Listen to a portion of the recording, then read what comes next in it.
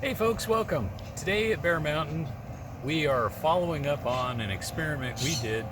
I don't know if you guys remember it or not, but last spring we did a video about starting your own sweet potato slips from a sweet potato that we got from the store. One spud. This is what it turned into. Okay, we didn't really know what the variety was of this. I mean, it was a good tasting sweet potato, but it couldn't tell you what the variety was other than sweet potato.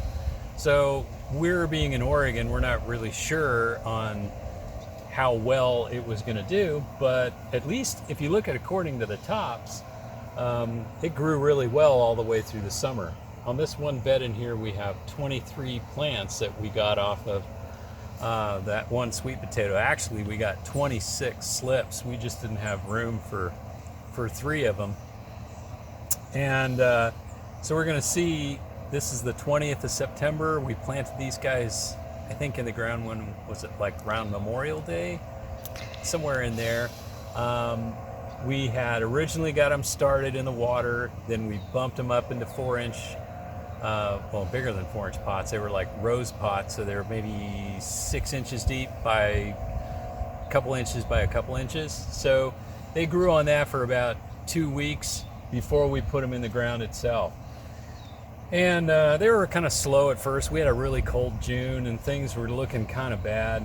And even so, we still got a fair amount of slug damage and some bug damage, but the plants, they kept thriving. They kept moving on. And so by July, they looked pretty good. They were pretty much filled in the whole bed. And then by August, it was just a sea of green in here. And now we're at a point where the leaves are beginning to turn. So we're thinking that the sweet potatoes are probably pretty close to being ready to harvest. What we don't want to do is we don't want to leave them in the ground too long around here. We have a lot of rodents. And the second thing is we also don't want like 45-pound sweet potato. I mean, they would just continue to get bigger and bigger and bigger. So if they're at the adequate size now, which we hope to be just kind of like about the same size as a good baking spud, that's kind of what we would be looking for. So we're going to do a test dig here and see on a couple of these plants on the end where things are at. And if they all look good, then we'll probably just go ahead and dig the whole bed. If not, if they're like skinny little roots, we'll leave them in a bit longer, maybe another couple of 3 weeks.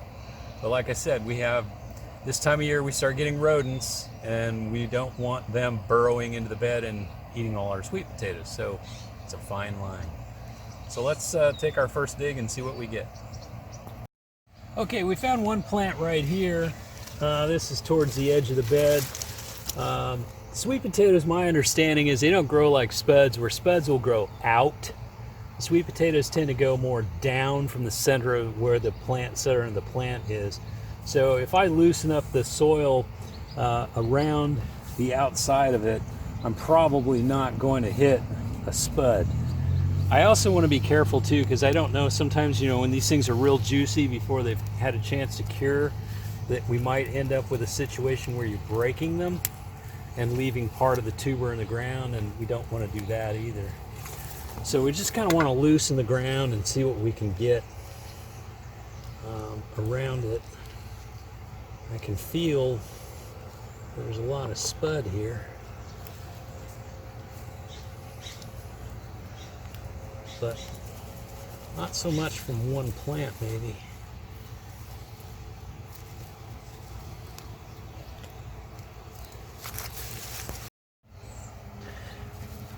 Okay, so I'm just trying to kind of like work this out of the ground here.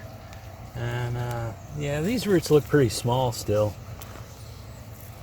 Ooh. Yeah, I'm thinking, based on this, that we probably should leave them in the ground for a bit longer. They aren't really orange. No, this was not an orange flesh variety. Oh, that's right. It was, So is it really a sweet potato or a yam? well, And is there a difference?